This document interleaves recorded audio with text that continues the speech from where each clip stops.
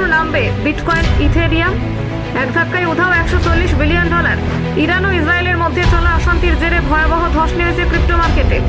বিটকয়েনের দাম 24 ঘন্টায় প্রায় 4% কমে $1,02,882 মার্কিন ডলারে নেমেছে, যা এক মাসের মধ্যে সর্বনিম্ন। ইথেরিয়ামের দামও প্রায় 9% কমে দাঁড়িয়েছে